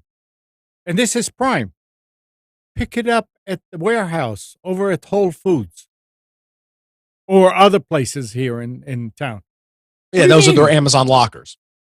That's been around for a while. But it's ridiculous. Yeah. Okay, so now you want me to come get it. So no, it's not ridiculous, Sam. Not if you live in an apartment or something like that. That's different. But to travel, to carry, to go and pick up something, come on. You also don't work outside of the home. Yeah. If you work outside of the home and you're out and about anyway, now for you, I agree. That makes no sense. You don't leave for work. But if you're driving back and forth to work every single day and you go by the Whole Foods or the whatever it is, Costco, whatever's got the locker, and you live in an apartment or you live in a place where delivery is just kind of a pain in the ass, way better solution. Yeah, I remember you when you were in the apartment and you had that these lockers. Yeah, and those worked out well, so I never had to. But that's not. There are plenty of apartment complexes or condo complexes where they don't have that. And for that, it's that, and I'm sure there's other. I'm trying to think of some of the other use cases. Another example could be you shop at Whole Foods, so you're going to go to Whole Foods anyway to do your shopping on Wednesday. So just have your Amazon package delivered there too. You're already going to be there. Yeah, that's true. That's true. So, but anyway, I ended up getting whatever it was again from Walmart. Yeah. Security researchers found that Adobe Acrobat is trying to block security software from having visibility into the PDF files it opens, creating a security risk for the users. Adobe's product is checking if components from 30 security anti-malware, anti-virus, things like that, are loaded into its processes and likely blocks them, essentially denying them from monitoring for malicious activity. In a post on Citrix forums on March 28, a user complaining about Sophos AV errors due to having an Adobe product installed said that the company, Adobe, suggested to disable DLL injection for Acrobat and Reader. Replying to Blipping Computer, Adobe confirmed that users have reported experiencing issues due to DLL components from some security products being incompatible with Adobe's Acrobat usage of the CEF library. We are aware of reports that some DLLs from security tools are incompatible with Adobe's Acrobat usage of CEF, a Chromium-based engine with a restricted sandbox design, and may cause stability issues. They also added that it is currently working with these vendors to address the problem and to ensure proper functionality with Acrobat CEF sandbox design going forward. Minerva Labs researchers argue that Adobe chose a solution that solves compatibility problems but introduces a real attack risk by preventing security software from protecting the system. So you need to do something to your software that it will not mess things up with antivirus, and instead of developing it or correcting the problem, you just say, don't look at me. I'm ignoring you, which is bad. A rootkit. Yeah. Well. Unbelievable. Yeah. They've always been a mess as a security conscious. They are very security unconscious software.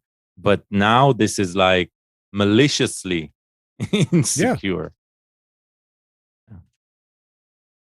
And how many of you use DocuSign? I don't use it, but I've been. Yeah. So DocuSign CEO is stepping down. The company announced Tuesday. The decision comes after the e-signature software maker lost more than 60% of its value year to date. The company didn't provide a reason, but said he agreed to step aside, effective immediately. Chairman of the board, Maggie, whoever, will serve as interim CEO as the company begins its search for the next executive. Shares were up about 1% when markets opened. So he took on Springer took on the role of chief executive in 2017 and took the company public in 2018. So, a couple of interesting things to note here. The problem with DocuSign, from my vantage point, and this isn't even technology, this is from a business aspect, they need to be acquired by somebody. They need to be bundled. Zoom, Adobe, Microsoft, somebody needs to buy them and bundle them into the service. That's why they've lost 60% of their stock value over the last year, from my vantage point.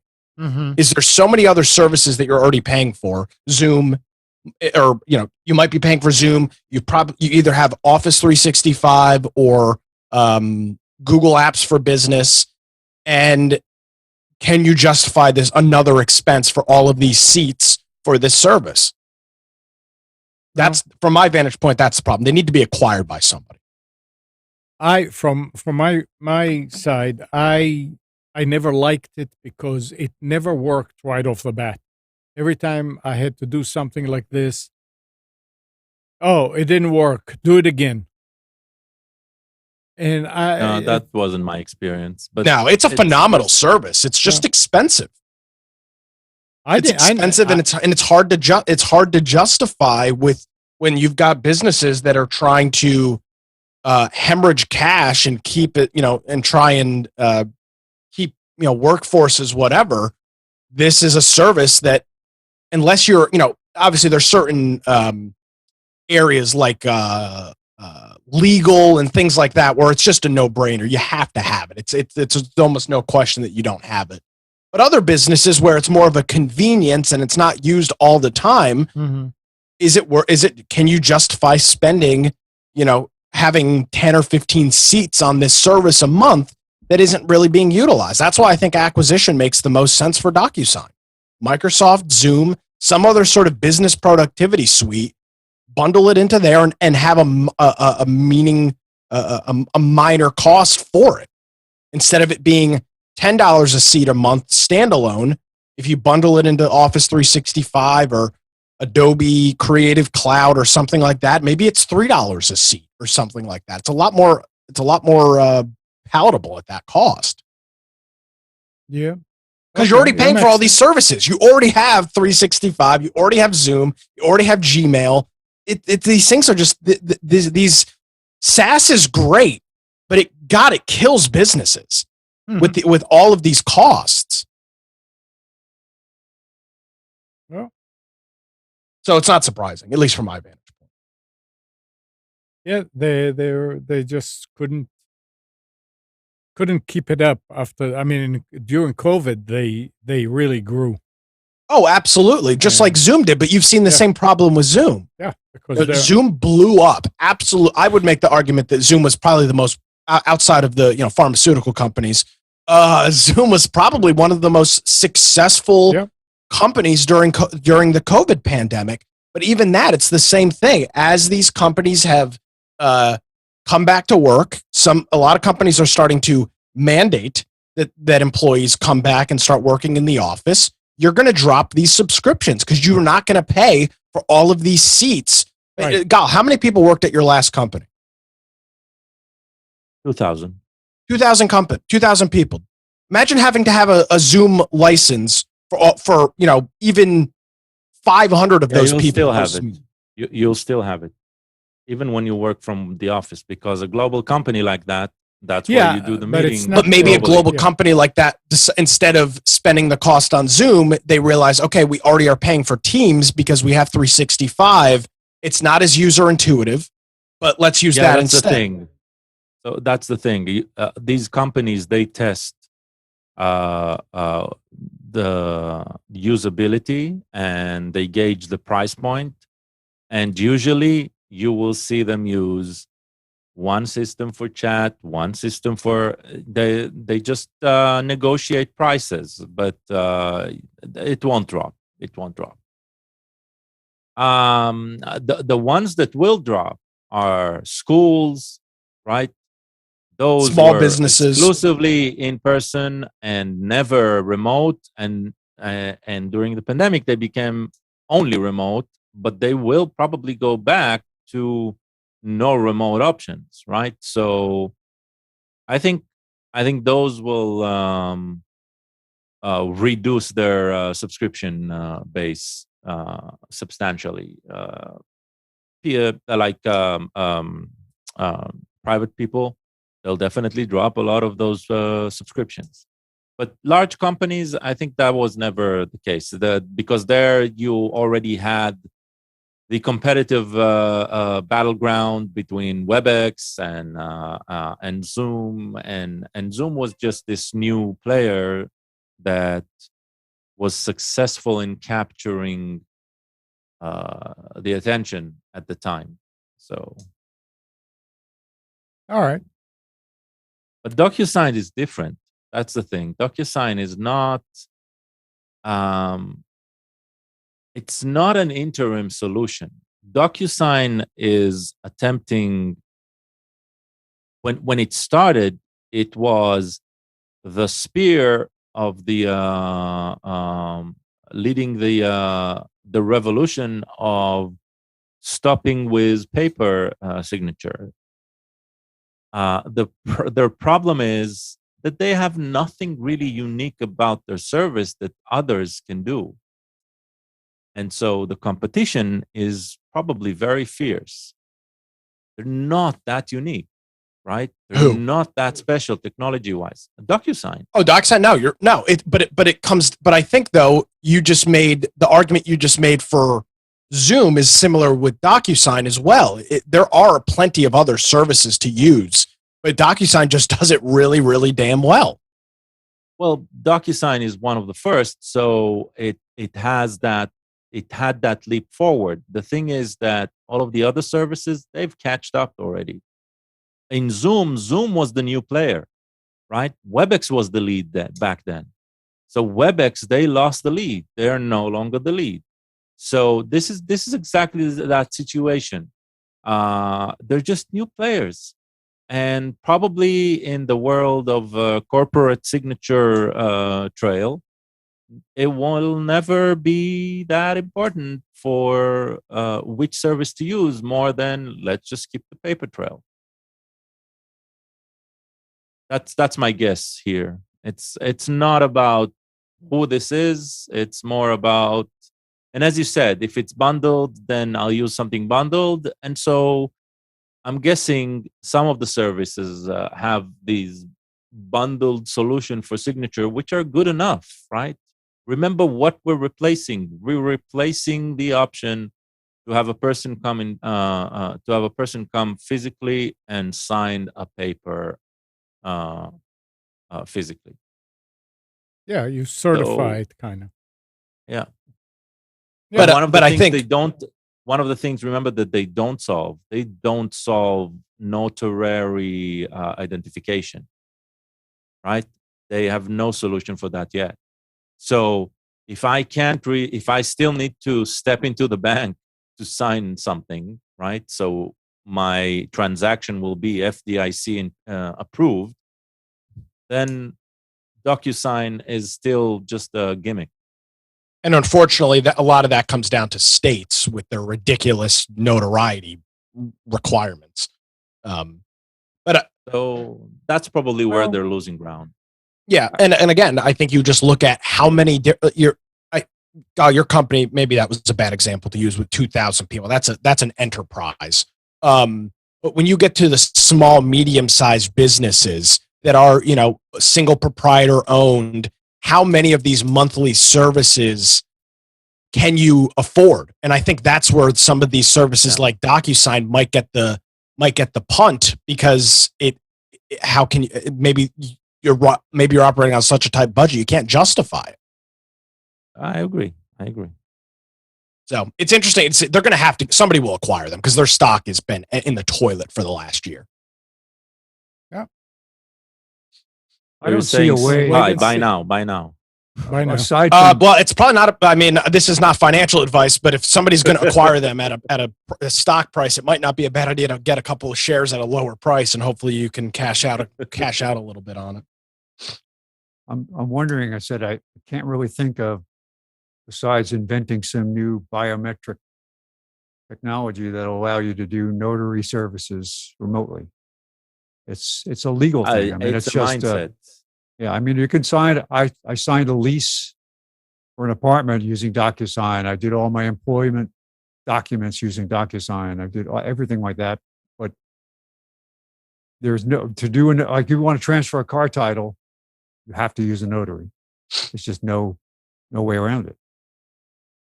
And again, that's mostly because of mindset in the actual rules of what is allowed and what is not.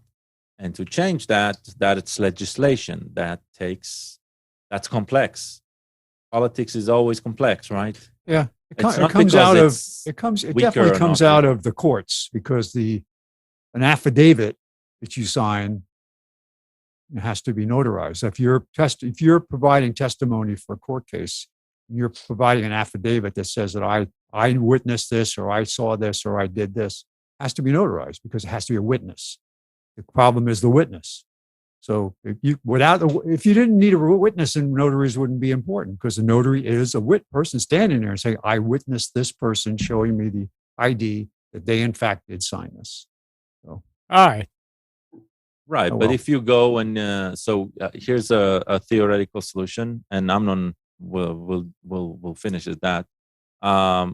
First of all, take a look at Japan's structure of signature. They use actual stamps to prove identity. They like every person has a personal stamp that they use. It's you mean like a rubber whole stamp? Cultural thing. You mean a rubber stamp? Yeah. Yes, it's with where you punch a seal or something like that. Yeah. There's a complete culture around that started around the 60s. But interesting.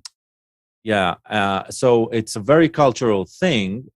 But you could also say, hey, you go notarize yourself once to a digital service, and you use that service right from this point on, because you've already proven your that this digital signature is yours.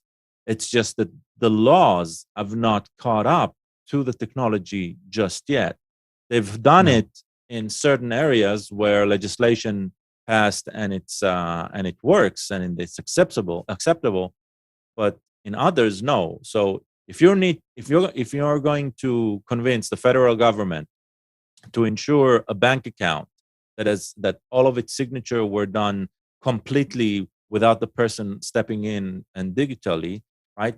You need the rules to provide the framework for that to work.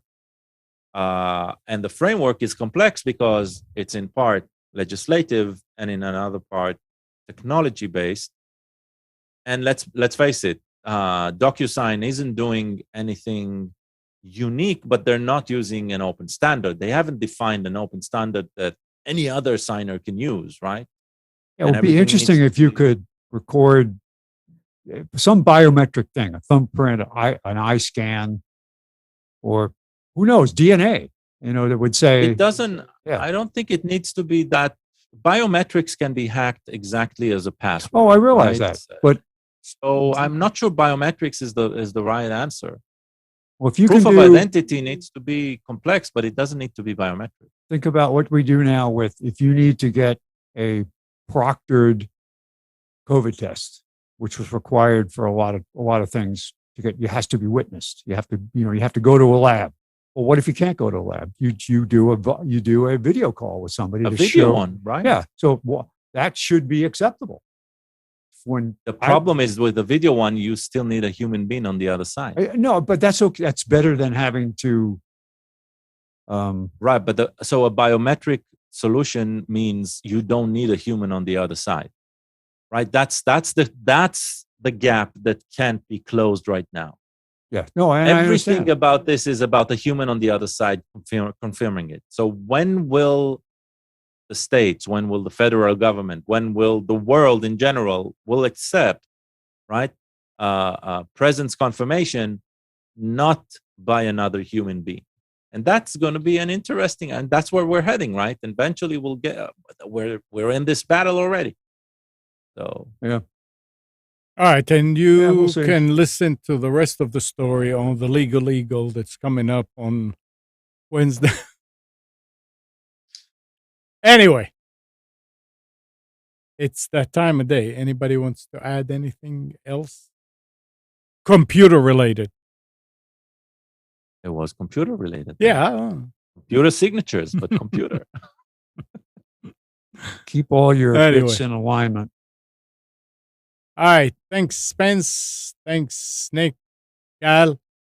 Amnon. Yes. If you can please sign here and sign here and sign here and sign here. Sign right here and right here and right. And we need a saliva now sample. You need to come and get it. Now, I think the best way to authenticate documents is just to spit on it. Yep. You sign it, you spit on it, you're set. Yep. Everything's good. Yep. Spit here. They'll have a little box. All right, guys. Thanks again. And good morning, Kathy, Hannah, Nabil, Mac, Norm, Katie and Dana, Dina, Eleanor, Sarid, Yaakov and Yael. Thanks, everybody, for tuning to Computers 2K Now. We hope you enjoyed and maybe learned something from our time together. Remember to practice safe computing. Back up your hard drive and update your virus scanner. We'll be back here next Sunday at 9, but you can always reach us at computers2know.com. And remember, Monday through Friday, 6 to 9 a.m., Nick is on Wilmington's 980 The Wave and 107.9 FM. You can tell your Echo device to play 980 The Wave anywhere. Or you can go and listen to recordings at nickcraig.com. And Tuesdays at 7 p.m., Nick and Brian do the Infection Podcast on Twitch. That's for gaming, survival games, and things like that. So Tuesday evening, twitch.tv/Infection Podcast. Nick, I didn't hear your comment there. Said the new and improved nickcraig.com. Oh, okay. And see you next week, everybody.